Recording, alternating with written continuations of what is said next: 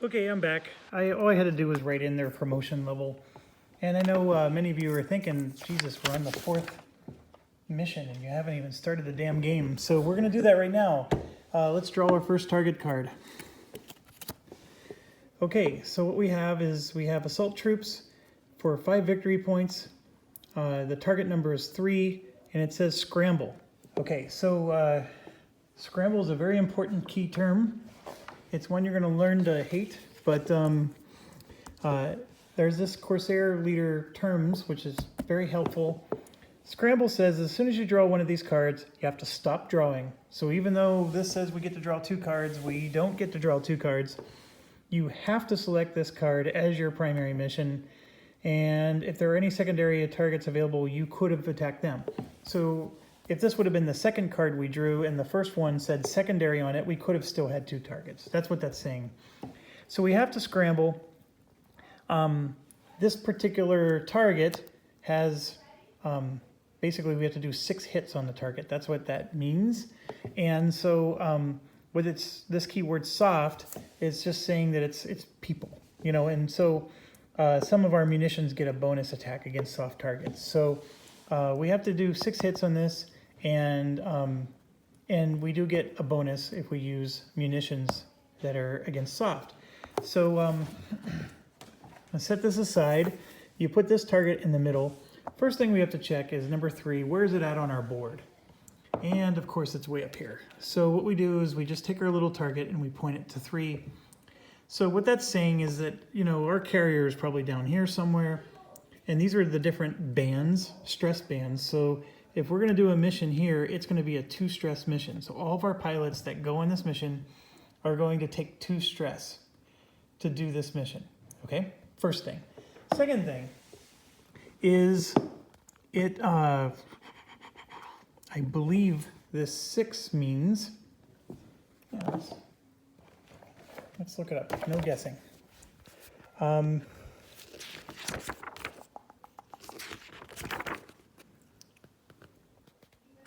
Okay, this number here is the number of hits you need to destroy it. That's how many aircraft we can send. I had it backwards. My apologies. So don't get fooled. Just because both of them say 6, that's not always going to be the case. This is how many hits I need to do to destroy these assault troops. This 6 is how many aircraft I can take on the mission. So I have 12 aircraft, but I'm only able to take 6 of them with me. So that's part of the challenge, but you know, it's also okay. So I want to make sure I have my gung-ho points out for everybody. So for example, this guy has 2, this guy has 1. We have 1 up here. And our William Case gets 1.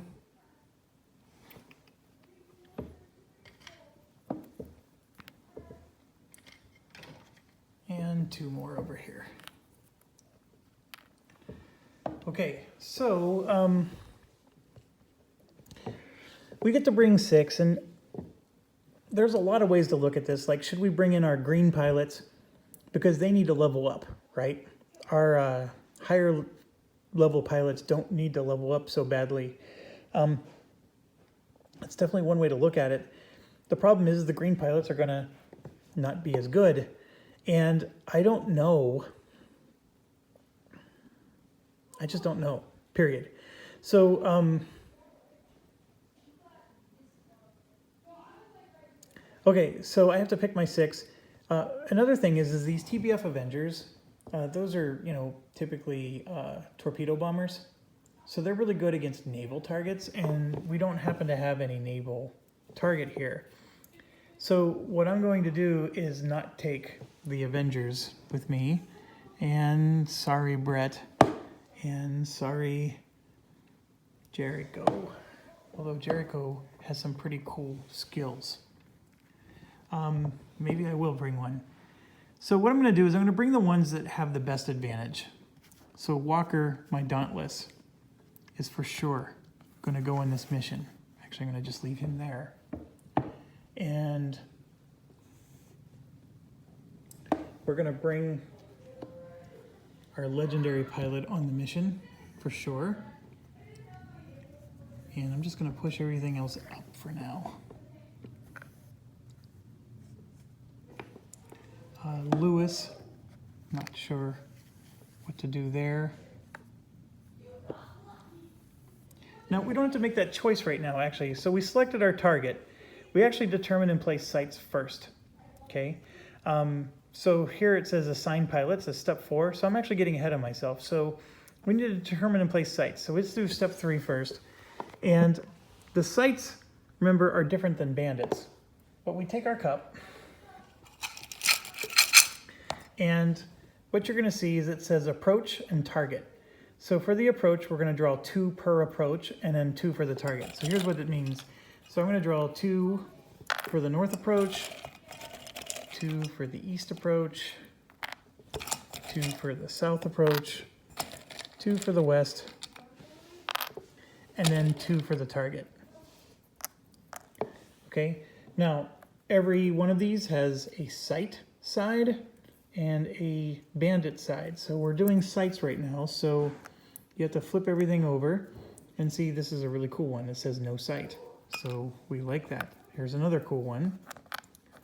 And the no sight ones you put back into the cup, but not until after you've drawn them all.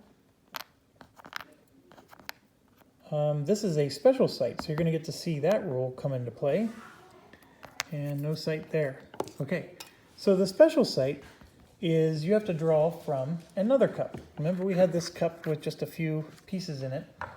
So I have to draw one from that cup. I'm just shuffling them up. And the one I drew is fire detector. So if I destroy this, it says sights -1. That -1 could mean several things.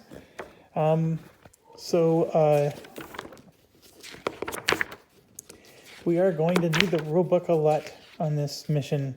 But I know I've read it before, I just don't remember what this particular one does.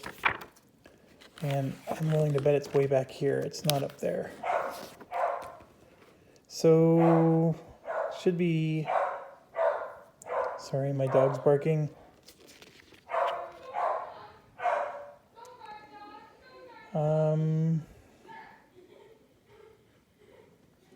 I would swear it was here.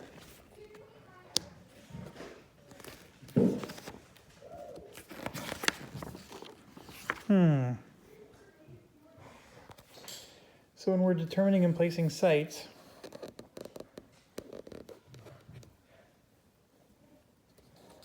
where else would it have been? Oh, that's a weird rulebook thing. I know it's here, I read it, but what a weird... Here we go.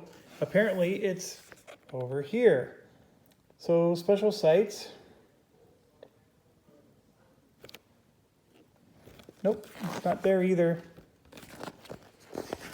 All right, I'm very frustrated.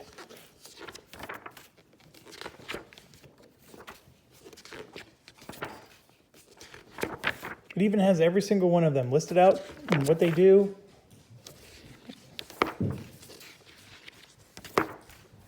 Is it near the back?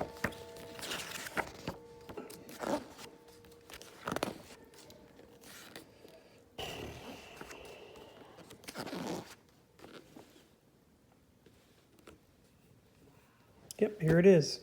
Near the back under air-to-ground attacks of all strange things. If you destroy this site, all sites suffer -1 on their attack rolls during the over-target step. Okay, over-target step is all of these steps, 12 all the way through 18. Okay, so if we destroy this site, everything else gets a -1. So that's an interesting thing because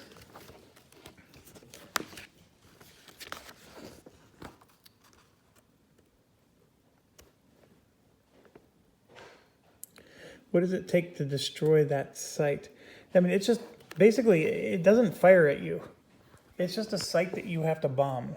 And as long as you score a hit, you get it. So, anyways, yep, it says the same thing on both sides. So So basically we can cover it up like this. How about that? So if we destroy the site, then we reveal it, and then boom, we get that advantage. So that's how that works. So this situation, you can see low altitude. So they can only hit you if it's low altitude. They can't hit you if it's high. That's one thing. The other thing is that's helping us to select our pilots. One of the reasons I don't want to select my torpedo bombers is in this game, if you start the mission at low altitude, you have to complete it at low. If you start it at high, you have to complete it at high, meaning that there is no changing altitude in this game. The one exception is your dive bombers. They can dive. So that's why we want to take this dive bomber on the mission. And I think I'm going to also take Bearcat Davis here. So we're going to have 2 dive bombers go on this mission. And so then we have our legendary here. So that's 3. I get to pick 3 more. So I'm going to bring Sakamoto. So we're going to have 2 escorts. And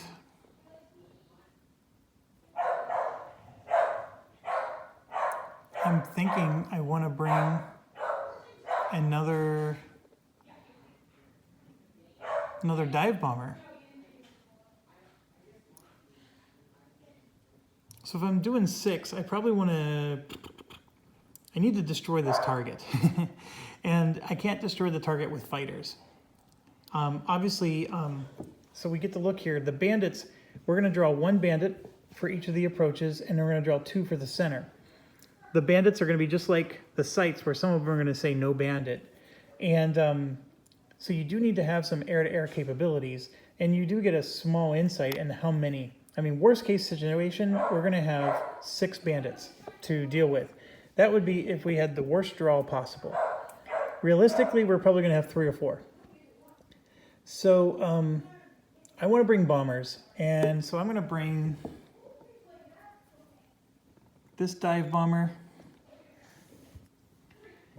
and remember, your Corsairs can also do bombing runs. There's no reason you have to have a dive bomber to do bombing. But I like to use my Corsairs for escorts. And none of my Corsairs have an air-to-ground bonus anyways. So we're going to take 4 bombers and 2 escorts. And let me move my escort to the right. So we have both of our escorts over here. So 2 escorts and 1, 2, 3, 4 bombers. Okay, so that is assigned pilots. Now we have to arm our aircraft. And this can be a very time-consuming step, especially since this is my first time ever playing it. Let's talk about our options. I'm going to pull out every token in the game, which is just 4. So the cool thing about this game is there's not a lot of choices, at least here. When you play Hornet Leader, there's like 12 of them to choose from. Okay, so what you have is you have these bombs. First thing you want to notice is the blue number. The blue number is how many weight points it costs. So if you want to load a 250-pound bomb, this costs a half a weight point. This guy can carry 2 weight points worth of stuff. So I can equip 4 of these, on him. Okay, you can combine them. You don't have to pick the same one, but the point being is I can have 4 of these if I wanted on that particular dive bomber. Okay, now the rest of it, see how it says S plus 1? This S means for soft targets, I get a +1 to a die roll. That's good because this is a soft target if I want to destroy that. So I actually get a +1 to soft targets with this. This green L means I have to be at low altitude. Now with your dive bombers, you can be high altitude and then you would do a dive and then you can release your bombs, once you go to low. So, so dive bombers can fly in high and then dive and then drop these bombs, after they finish their dive. This 0 means it's a 0 range, meaning you have to be over the target. I can't be one space away and then shoot into that space. I can't be here and shoot into there, okay? So this is range 0, and then at 9 means this. If I roll my die, I take my die value, okay? This needs to be 9 or better for it to hit, otherwise the bomb misses. Now, there's also modifiers in the game. So, you know, for example, this guy has an air-to-ground modifier of +1, so this 2 would become a 3. Still not anywhere close to 9, but that's the gist. These little 250 pounders aren't always the best. I mean, a 9 is very hard and difficult to get.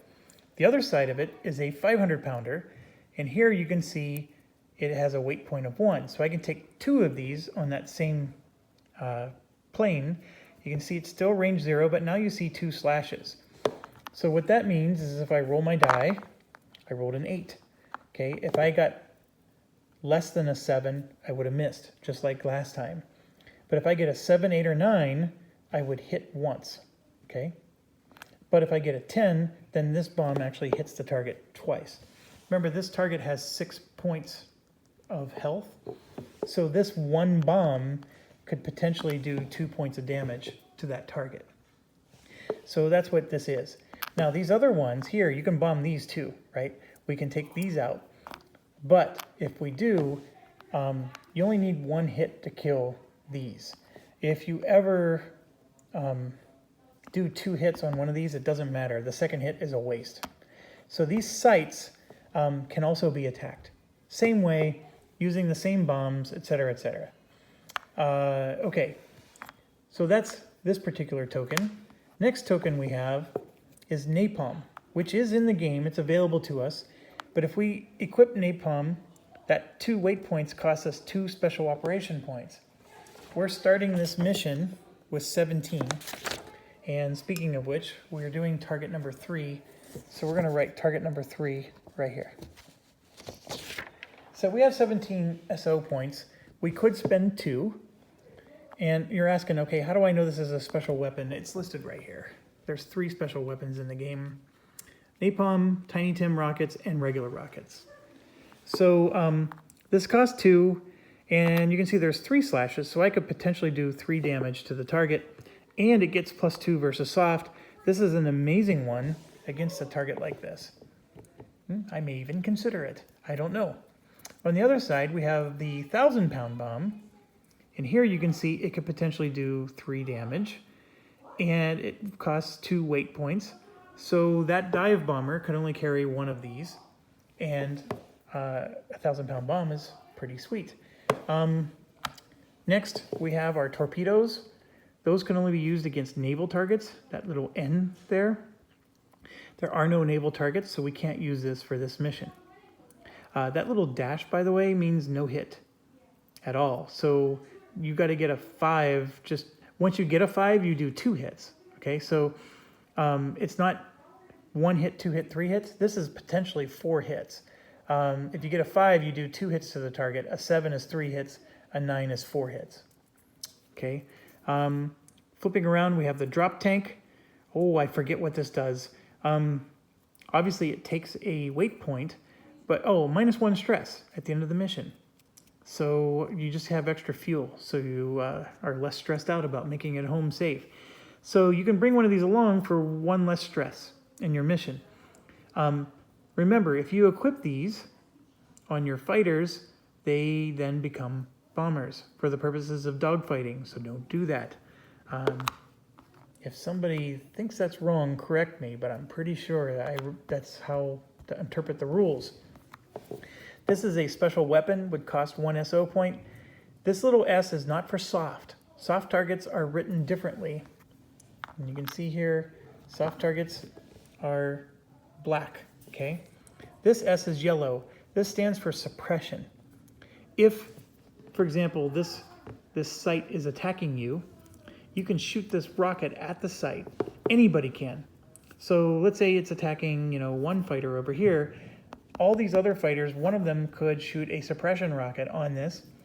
And if you were to score a hit, which is a 7, you prevent this from being able to fire. So basically you suppress the target and so it doesn't fire on you and it can't damage you. The suppression gets a +3, so if you're using this for suppression, you get a +3. You can also use this as just a regular attack. You don't have to use it to do a suppression attack, but if you're using this for a suppression attack, you get +3. And it has a range of 1, so you could actually be in this space and shoot 1 space away to your target. So pretty nice. You have to be low to use these. I think these are like perfect for Corsairs, and I think historically that's how that worked. And then then we flip it over. This is another special weapon. It's called the Tiny Tim rocket, and here you can see again, if you get a 7, you do 2 hits. If you get an 8, you do 3 hits. It has a 1 range, so again, you can shoot from further away. So that's it in a nutshell. This is another special weapon that would cost special operation points to use. So we have to equip our guys. We want to destroy this for 6, and here's my logic. Doing a quick perusal, everything is low, which I think is you're going to encounter for almost all of World War II. I don't think there was much that shot up high. If we get over this target, we're going to dive bomb. I picked 4 dive bombers, so we're going to fly in at a high altitude. These guys can't attack us, so we're going to just fly right over them, get to here, and then dive in and try to destroy the target. So from my perspective, we're going to just get 1,000-pound bombs, and we're going to create a crater, unlike anything they've ever seen. So we got 1, 2, 3, 4 1,000-pound bombs, and we're just going to put 1 on every dive bomber. 1, 2, 3, and 4, like so. Okay, so the dive bombers are, I can't equip anything else because 2 weight points is all they can carry, so a 1,000-pound bomb is all they can do, right? Everything else we just put away, and bear with me while I find the right bucket to throw them in. Okay, and now we got our fighters. And the fighters I'm not going to equip anything with because it's World War II, so they use their guns to do air-to-air combat. There's no missiles or anything. So compared to Hornet Leader, this phase of the game is actually much simpler. I do like that. So nothing to do. We're just going in, and these guys are going to go, they're here to do air-to-air escorts. Okay, so next step, we armed our aircraft. Now we're going to draw target bound event card. Sorry for the glare. So we draw the top event card, and it's broken up into 3. This is target bound, over target, and return home. So since we're doing target bound, it's the top. Okay, we're doing the top. So we're going to pay 2 SO points or roll an attack against 2 random aircraft. And if I roll a 9 or better, my aircraft's damaged. That's interesting. I just want to make sure. So we have to make a decision, you know, do we want to risk rolling a 9 or worse before we even started the mission? In Hornet Leader, if you get damaged, you lose your bomb. So that 1,000-pound bomb would get lost. And I'm trying to make sure that that's the same here. If you take damage here, what's going to happen? Here we go. Gives the pilot 2 stress points. It can no longer perform any attacks or maneuver. It can only move at the end of each turn as normal. If the aircraft is damaged a second time, it's destroyed. So if you're damaged, you can't attack. You get to keep the bomb, but it's useless. I don't know if I want that. And so then my only option is to spend 2 SO points. So I will do that. So I will spend 2. I'm just going to rate it up here because there might be other reasons I have to spend SO points. So I'm already going to go down to 15. That's a luxury you have as long as you have SO points, right? So let's discard there. Okay, so we did that. We drew target bound event card. Now we place aircraft. Okay, this is another weird thing. We don't know what the bandits are yet. So we have to put our aircraft on the board without knowing that. So I'm going to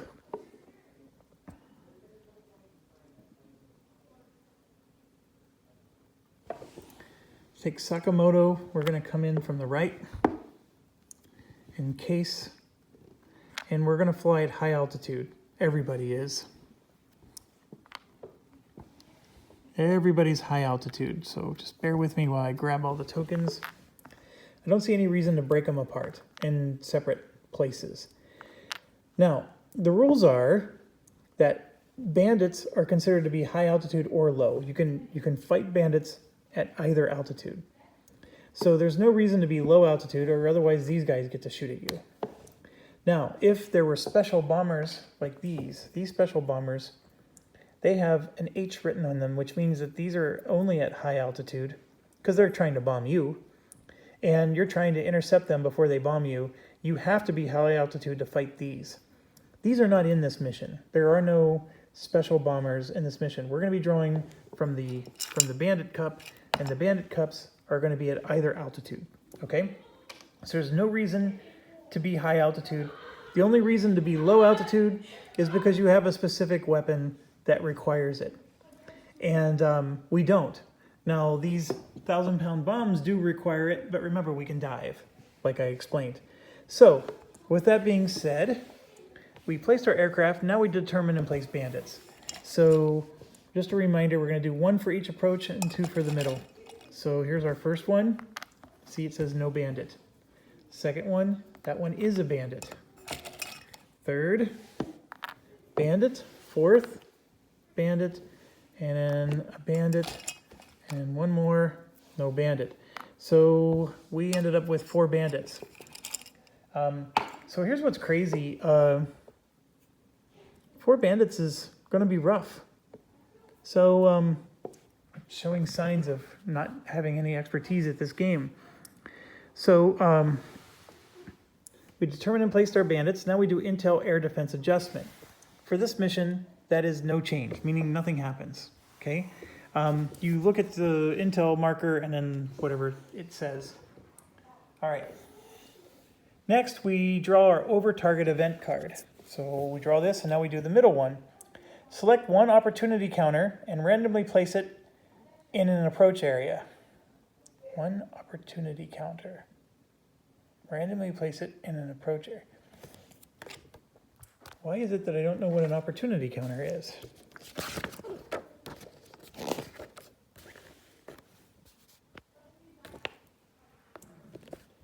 So we have bandits, stress, situational, gung-ho, pilot stress.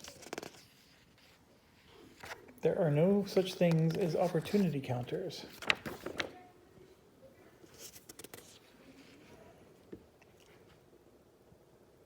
I mean, I would call them a site.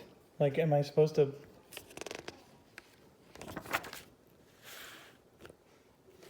Whereas opportunity counter is what the special site indicators are.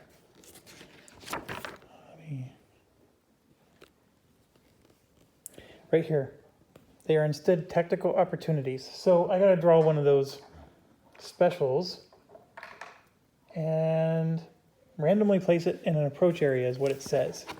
So I'm going to just roll 2, 4, 6, 8. So I rolled a 9. I'm going to re-roll. Re-roll a 1. So 1 and 2 would be here. And what I drew was same and high plus 2 target air to ground. So what that means is if I'm in this space and I'm at high altitude, I get plus 2 to my air to ground attacks.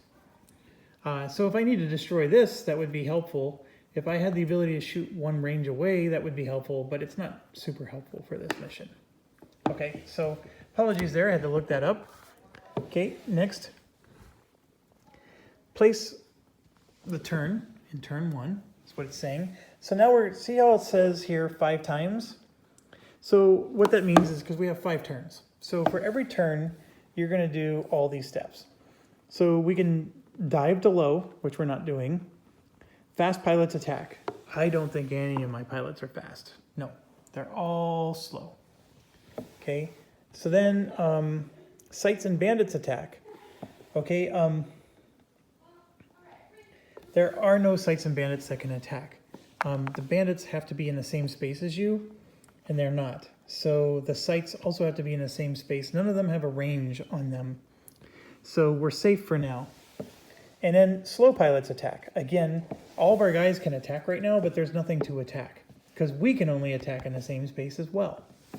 So now our aircraft move. So we're going to do, everybody's moving in. And per the rules, we are now in the same space here, so a dogfight will start. So what I'm going to do is have Case engage here. Now, why did I get to do that? Well, I have, when I enter a space with an enemy bandit, as long as I have an escort available. So let's talk about this. An escort is defined as any fighter that does not have weight points on it. So these two guys have no weight points on it. I mean, they can carry 2 weight points, but they didn't arm anything, right? There's no bombs or anything on them, no rockets. So they're considered to be escorts, meaning they're there purely for air-to-air combat. So if I have that situation, and in this case I have two guys that can do it, I can pick either one of my guys to engage. And so we're going to do this is called a neutral position, where they're facing each other. Okay, it's a neutral position, and so they're going to engage in a dogfight, and they can't disengage until it's resolved. All right. Now, what if I didn't have any fighters with them? Then what would happen is this particular guy, he would actually engage one of our bombers in the dogfight. So that's the reason why you need escorts. So sorry about that. And I think this is a good spot to stop. So oh, never mind, my dog got quieter. Okay, yeah, I lost my train of thought. So we engaged in a dogfight here, and now our move is over. So next, the bandits get to move. Every bandit will move towards you unless you're in range. So in this case, we have this bandit's going to move to us, and this bandit is also going to move to us, and then this bandit's going to move over the target. Okay. We now have a situation where 2 bandits just entered our area, and Sakamoto can only engage one of them. So I'm going to look at them real quick, and the 0 is a bigger threat than this guy, so I'm going to go up against the 0. So Sakamoto is going to engage the 0. This guy is going to engage one of our bombers. So I have to roll. I'm going to do 2, 4, 6, 8. So 4, so 1, 2, 3, 4. So Lewis is now engaged in a dogfight with that particular bandit. But that doesn't happen this turn. That's going to happen next turn. Right now they're just engaged in a neutral position. The turn, by the way, is over. So we move to turn 2. And so with turn 2, we start right back at the top. We dive if we want to dive. Fast pilots attack. I have no fast pilots. Now there's one thing to point out. If I have situational awareness, which I don't, see this little situational awareness? That would be these tokens here. I could spend one so these slow pilots could attack during the fast phase. But see, I have no situational awareness with any of my guys.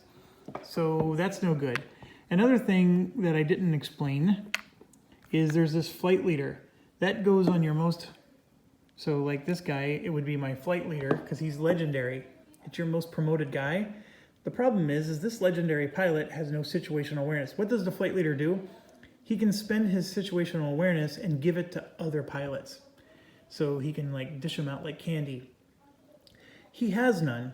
So one of the drawbacks of hiring this guy is his situational awareness stinks. And since he's a legendary pilot, I can't hand it out to anybody. And he has to take the flight leader because nobody else is legendary. So even if I had like 18 situational awareness with him, I can't do anything with it. All right, so dog is barking again. I'm going to stop. See you next video.